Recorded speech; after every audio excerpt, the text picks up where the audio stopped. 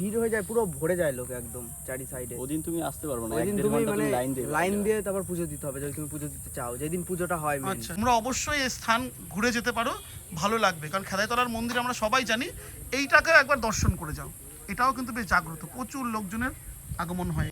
এখানে মাটির ঢিবি তৈরি করে দুটো বাঁশ দেওয়া হয়, বাঁশের মাঝখানে রেখে পাঠা রেখে বলি দেওয়া হয়। ওখানে যেরকম 20-25টা হবে পাঠা বলি, এখানে একটা দুটো 5-6টা। এখানে জায়গাটা ভালো লাগবে, এমনি সবাই আসে কম বেশি ওখানে প্রতিদিন। মনসা মন্দির বলছে স্থানীয় লোকজন, এটা কিন্তু বিরাট ব্যাপার। তো দেখো, আবারও চলে এসেছি নতুন একটা ব্লগে। তো আমার এই নতুন ব্লগে সকলকে অনেক ভালোবাসা জানাই। তো আজকে একটা নতুন কিছু তোমাদের দেখানোর জন্য এসেছি, যেটা হচ্ছে যে খেদাইতলার যে মন্দির বলা হয়, নদীয়ার চাকদার বিষ্ণুপুরের কাছে খেদাইতলার যে মন্দির, মনসা মন্দির, সেটা কিন্তু খুবই বিখ্যাত।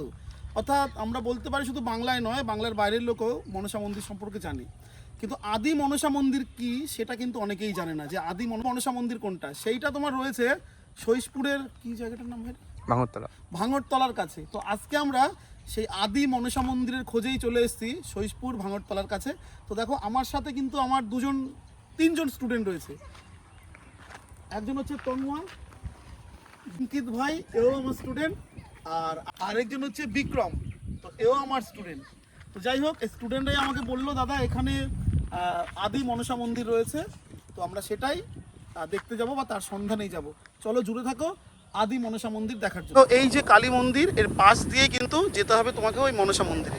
এই মাঠটা রয়েছে দেখো, এই যে খেলার মাঠ, স্বাস্থ্যকেন্দ্র, এই মাঠ দিয়ে তোমাকে যেতে হবে। ফার্স্ট অফ তোমাদের বলে দিই, তোমরা এই মন্দিরে কি করে আসবে। এই সৈশপুর চাকদা থেকে চুয়াডাঙ্গা বাজার কিংবা বনওয়ালি পাড়া হয়ে সৈশপুরের রাস্তায় আসো, এসে ভাঙড়তলা বলবে। গাড়ি রিজার্ভ করে আসো, বাইকে আসো বা যেভাবে আসো, এই ভাঙড়তলার খেলার মাঠ থেকে এখানে আসতে হবে। আর এই পাশ দিয়েও তুমি আসতে পারো বিষ্ণুপুর হয়ে। আসা হচ্ছে এইরকম একটা সরু রাস্তা, মানে আদি খেদাইতলার যে মন্দির সেটা যাওয়ার জন্য এইরকম একটা সরু রাস্তা দিয়ে তোমাকে চাষের জমির পাশ দিয়ে যেতে হবে। তো চলো আমরা ধীরে ধীরে প্রবেশ করছি আদি খেদাইতলা মন্দির দেখার জন্য। তো আমরা 4 জন আছি, যে 4 জনের নাম বললাম। ধীরে ধীরে কিন্তু আমরা এই আদি খেদাইতলার মন্দিরের উদ্দেশ্যেই যাচ্ছি। আর এখানকার যে ভাইরা আছে, এই যে এদের মুখগুলো দেখে নাও, এই ভাইরাই কিন্তু আমাকে বলেছে, দাদা এই খেদাইতলা এটা হচ্ছে আদি মন্দির, তো এখানে একটু ব্লগিং করে রাখো, বা এই বিষয়টা সবাইকে জানানো দরকার যে খেদাইতলার যে বিখ্যাত মনসা মেলা রয়েছে, এর মূল মন্দির কিন্তু এটাই। তো চলো আমি তোমাদের রাস্তাটা একবার দেখাচ্ছি। এটা হচ্ছে দেখো, এইরকম কোণা দিয়ে তোমাকে যেতে হবে, তবে ঢালাই করা আছে রাস্তাটা। এ ভাই, এটা কি মূলত ওই মাঠের জন্য ঢালাই করা হয়েছে না মন্দিরের জন্যই? মন্দিরের জন্য। কারা করেছে? পঞ্চায়েত? আচ্ছা আচ্ছা, ও আচ্ছা আচ্ছা, বাহ। মানুষের পুজো দিতে আসে কি এই মন্দিরে? হ্যাঁ দেখো, আমরা ধীরে ধীরে যাচ্ছি। এই তাই এত ভিড়, মানে সামনেই তো শ্রাবণ মাস আসছে। আচ্ছা, দোকানপাট কি এই ভেতরে বসে মেলার এই গাছের? ও মেলা, হ্যাঁ, মূল মাঠে মেলা, মানে ওই সামনে মেলাটা হয়। আর এখানে কিন্তু সবাই ওই মনসা দেবীকে দুধ দিতে আসে, তাই তো? হ্যাঁ চলো, এই যে দেখো ধীরে ধীরে প্রবেশ করে গেছি আমরা চলে এসেছি ধীরে ধীরে। দেখতে পাচ্ছ, প্রথমেই বেল গাছ দেখতে পেলাম। এই দেখো, প্রথমেই মন্দির স্থানে তো বেল গাছ থাকবেই, আর বট গাছকেও দেখতে পেয়েছি। চলো আমরা পুরো সামনে থেকে তোমাদের পুরোটা দেখানোর চেষ্টা করবো। এই যে ভাইরা আসছে দেখো, আর চারপাশে সবজির জমি। আর সবচেয়ে ভালো লাগছে যে আদি মনসা মন্দিরে আসতে পেরেছি, এইটা কিন্তু একটা সৌভাগ্যের ব্যাপার। আমি এত কাছে থাকি তাও জানতাম না যে আদি মনসা মন্দির খেদাইতলাকে বলছে না, তাই তো? আদি মনসা মন্দির এরা কিন্তু এটাকেই বলছে। তো দেখো, আমি কিন্তু সেভাবে এর ইনকোয়ারি করিনি, কিন্তু এখানকার স্থানীয় লোকজনটা বলছে যে আদি মনসা মন্দির কিন্তু এইটাই। কি তো এসেই কিন্তু আমরা একটা সাপ দেখতে পেয়েছি। দেখো, মনসার বাহন তো মনসা দেবী, তো যে সাপই হোক, প্রথমে একটা ছোট সাপ দেখতে পেলাম মন্দিরে এসে। তো এই মন্দিরে তো সাপ থাকবে, সব শ্রেণীর সাপ।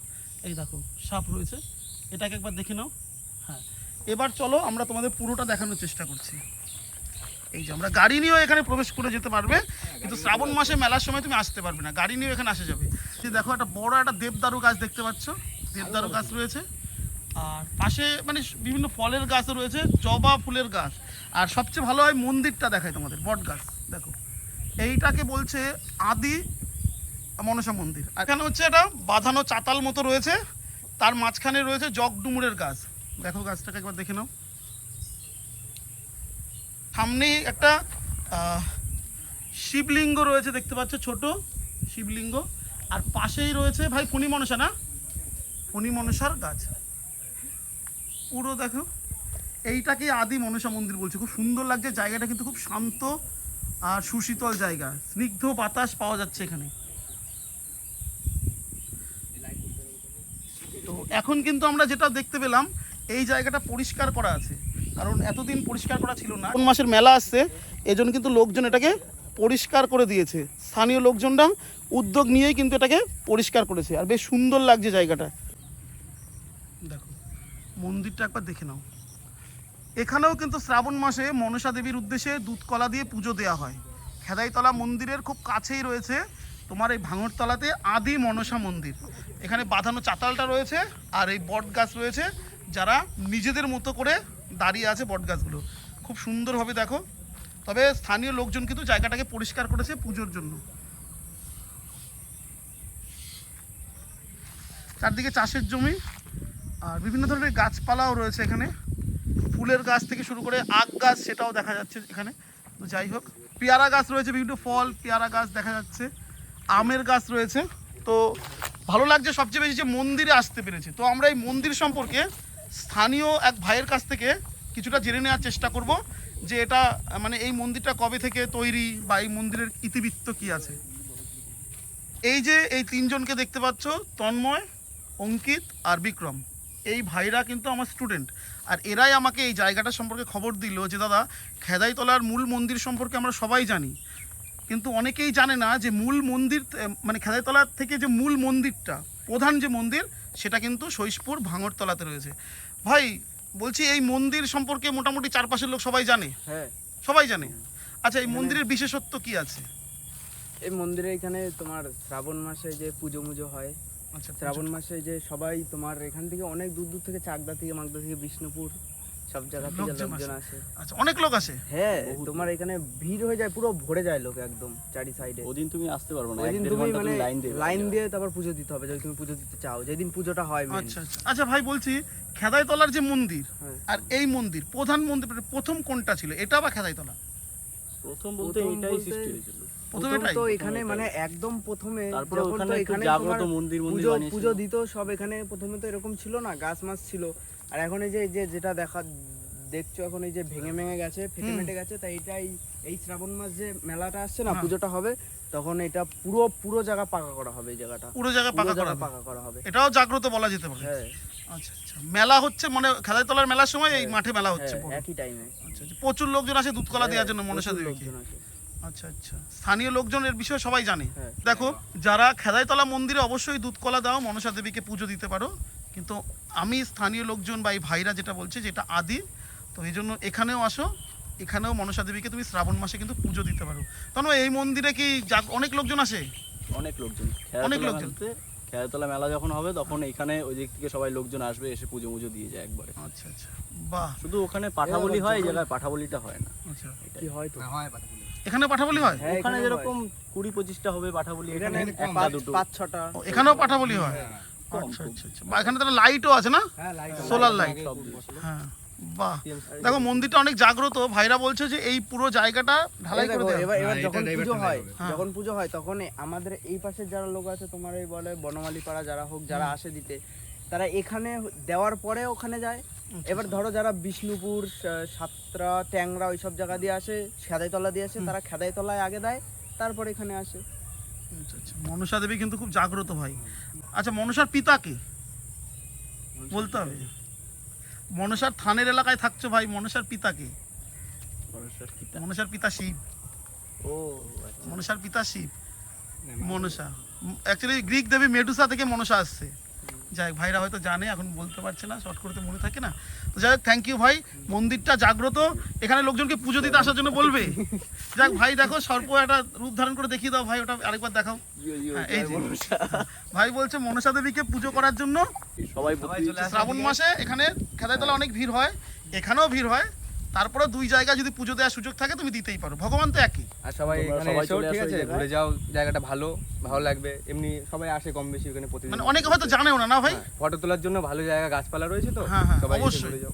ভাইরা বলছে যে এখানে আসো, সবাই মানে মনসা দেবীকে দেখতে পারবে। এই মন্দিরটা সম্পর্কে জানো, যেটা একটা প্রাচীন মন্দির, কিন্তু আমরা হয়তো জানি না। প্রায় দিনই আসে সব ছেলেপেলে অনেকে আসে। ফটো তুলতে, ফটোশুট করতে। ফটোশুট করতেও আসে আর মনসা দেবীকে পুজো দেওয়ার জন্য আসবে। এটা একটা দেখো, এই মন্দিরে কিন্তু তোমার সোলার লাইটও বসিয়েছে, বুঝতে পারছো? পুজোর মাস সামনেই, শ্রাবণ মাস পুজো হবে, তো তার আগে কিন্তু সব রকম বন্দোবস্ত স্থানীয় লোকজন বা পঞ্চায়েত থেকে করে দেওয়া হয়েছে। এই যে লাইটটা রয়েছে, দেখো সোলার লাইট বসানো হয়েছে। আর এই রকম প্রাকৃতিক পরিবেশে চারপাশে শস্যের, সবজির জমি। হ্যাঁ দেখো, ওই যে দেখতে পাচ্ছ স্বাস্থ্য কেন্দ্র, হ্যাঁ স্বাস্থ্য কেন্দ্রের ওখানেই হচ্ছে মাঠ, স্বাস্থ্য কেন্দ্রের সামনে ক্লাব। আর মাঠের পাশ দিয়ে যাকে বলবে, মাঠ থেকে দেখাই যায় একটা রাস্তা আছে, ওই রাস্তা দিয়ে তুমি ইজিলি এই মনসা স্থানে পৌঁছাতে পারো। সামনেই রাস্তা দেখা যায়। এই যে জগডুমুর সুন্দর হয়ে রয়েছে, খুব সুন্দর জায়গা, খুব সুন্দর জায়গা। আসলে মন প্রাণ বিকশিত হয়ে যাবে। আর ভগবানের স্থানে আসা মানে বুঝতে পারছো যে একটা আলাদা অনুভূতি বা মাধুর্য তৈরি হয়, যে না ভগবান দর্শন হচ্ছে। আর আদি মনসা মন্দির বলছে স্থানীয় লোকজন, এইটা কিন্তু বিরাট ব্যাপার। কিন্তু সচরাচর বলির জন্য যে যূপকাষ্ঠ থাকে, এখানে কিন্তু সেটা নেই। এখানে মাটির ঢিবি তৈরি করে দুটো বাঁশ দেওয়া হয়, বাঁশের মাঝখানে রেখে পাঠা রেখে বলি দেওয়া হয়। এখানেও পাঠা বলি হয়, খেদাইতলার মন্দিরে যেমন হয় এখানেও হয়, কিন্তু একটু তুলনামূলক কম হয়। আর এই যে দেখো বট গাছটা পুরো ভেতরে একদম অন্ধকার টাইপস হয়ে রয়েছে, কিন্তু বেশ ভালো জায়গা।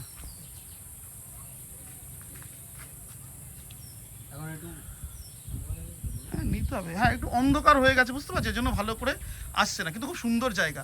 তোমরা অবশ্যই এই স্থান ঘুরে যেতে পারো, ভালো লাগবে। কারণ খেদাইতলার মন্দির আমরা সবাই জানি, এইটাকে একবার দর্শন করে যাও। এটাও কিন্তু বেশ জাগ্রত, প্রচুর লোকজনের আগমন হয় এখানে।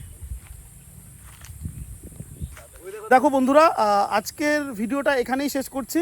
তো তার আগে আমাদের ভাইরা কিছু বলতে চায়, ভাই বলে ফেলো। তোমরা সবাই এখানে ঘুরতে আসো, ভালো লাগবে, কিন্তু এসে কেউ খারাপ কাজ করবেন না। এবং চ্যানেলটাকে আর সাবস্ক্রাইব সাবস্ক্রাইব করে দিন সবাই। Like, comment, share. আচ্ছা ভাইরা বলছে চ্যানেলটা অবশ্যই সাবস্ক্রাইব করবে, ভালো লাগলে লাইক কমেন্ট শেয়ার করে পাশে থাকো নতুন নতুন ভিডিও দেখার জন্য। ওকে টাটা, টাটা করে দে ভাই, দেখা হবে নতুন কোনো ব্লগে। ওকে।